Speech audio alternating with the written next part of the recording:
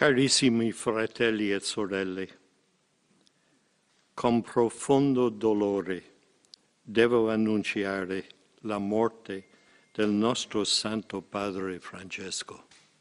Le 21 avril 2025, le pape François Ier est annoncé mort par le cardinal Kevin Farrell au Vatican. Eh bien, la question était de savoir comment élire le prochain pape. Quelles sont les étapes? La deuxième question est de savoir quelle tendance sera le prochain pape. Comme il y a deux tendances, il y a la tendance des conservateurs et il y a aussi la tendance des progressistes dans l'Église catholique. Alors, il faut savoir en évident que l'Église a existé depuis plus de 2000 ans maintenant et l'Église a déjà connu plus de 266 papes. Et le prochain sera le 267e pape. Alors, quelles sont les étapes pour, bien évidemment, élire le nouveau pape? Premièrement, les cardinaux du monde entier se réunissent, qui ont moins de 80 ans.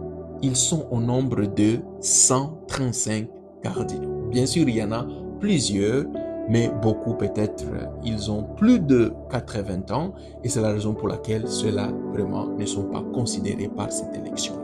Mais comme vous le savez bien, n'importe qui peut être élu pape et n'importe qui peut y participer. Mais depuis, bien évidemment, 1400, ce sont les cardinaux qui se réunissent pour élire parce qu'auparavant, il y a eu un pape qui est venu hors de cette rencontre-là qu'on appelle conclave. Alors, bien évidemment, cette rencontre qu'on appelle la congrégation générale pour, bien évidemment, élire le pape. Et cette congrégation doit être appelée entre le 15e jour de la mort du pape et le 20e jour.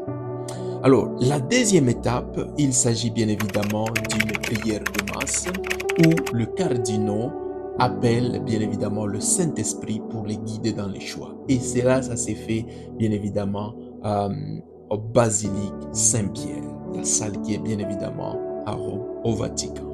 La troisième étape, il s'agit bien évidemment d'entrer dans le conclave. Et dans le conclave, bien évidemment, les secrets commencent, c'est dans la chapelle Sixtine.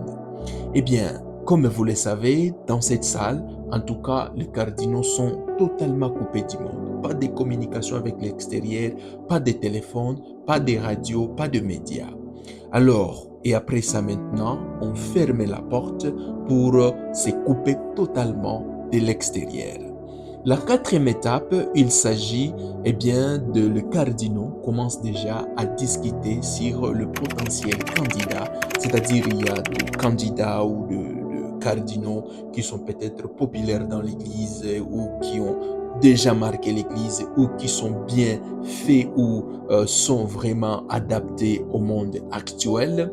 Et c'est la raison pour laquelle il commence déjà à discuter sur cela. Et après ça, il y a maintenant la cinquième étape, il s'agit bien évidemment du vote.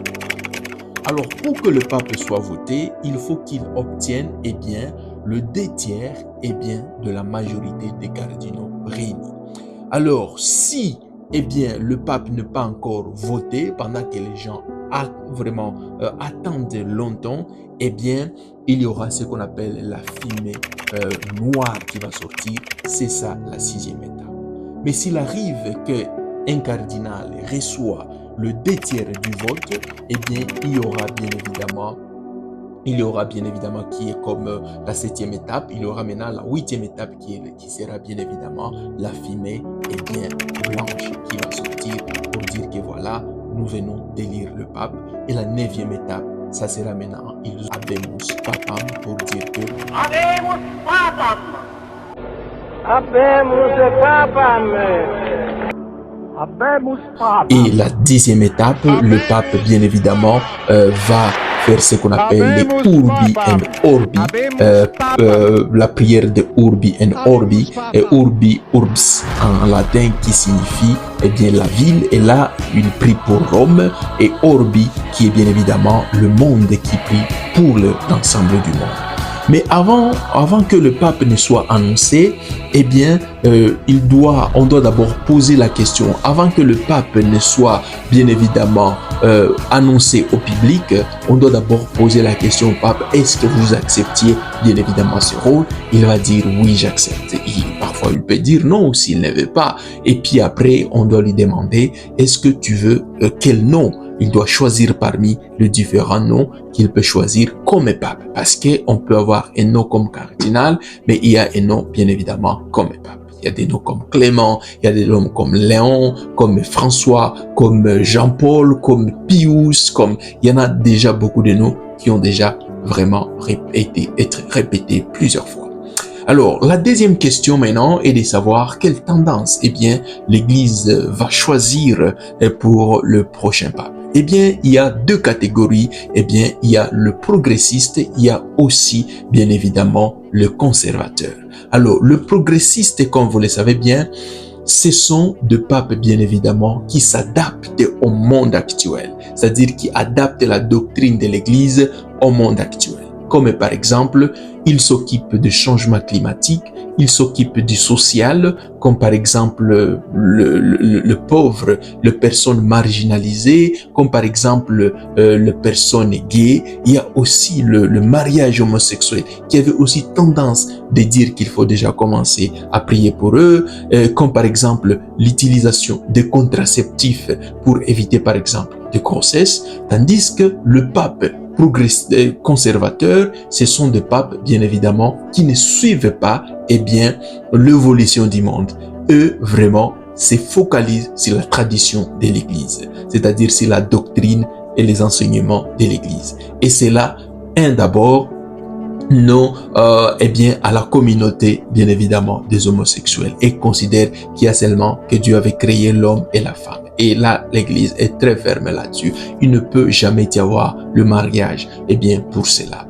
Il se focalise aussi sur certaines traditions de l'Église. Parfois, il recommande même d'avoir certaines messes en latin. Revenir à cela comme le latin considéré comme la langue traditionnelle de l'Église. Eh bien, il se concentre aussi sur le fondement de la famille. Cela veut dire encourage aux gens d'avoir des enfants, pas de contraception, pas des avortements par exemple, et qu'on sort. Voilà un peu les différentes tendances eh bien, qui guident bien évidemment l'Église. C'est la raison pour laquelle on a qualifié le pape François Ier comme un progressiste, parce qu'il avait un jour dit en disant que qui suis-je pour juger les autres. Là, il avait fait référence eh bien, à la communauté homosexuelle pour dire que, bien évidemment, il ne condamnait pas cela. Alors, le pape Benoît XVI, il était considéré comme un pape progressiste et Jean-Paul II aussi.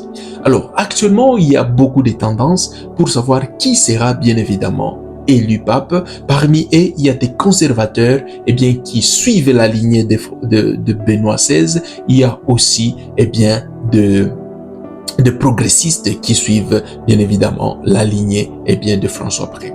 Attendons voir qui sera élu le prochain, mais la majorité de papes qui sont dans les conclaves actuellement ont été nommés par François Ier. Donc pour dire que la tendance peut-être sera progressiste, mais l'idéal serait de trouver quelqu'un qui va juste être le juste milieu au milieu pour aider l'Église mère d'aller vers l'avant.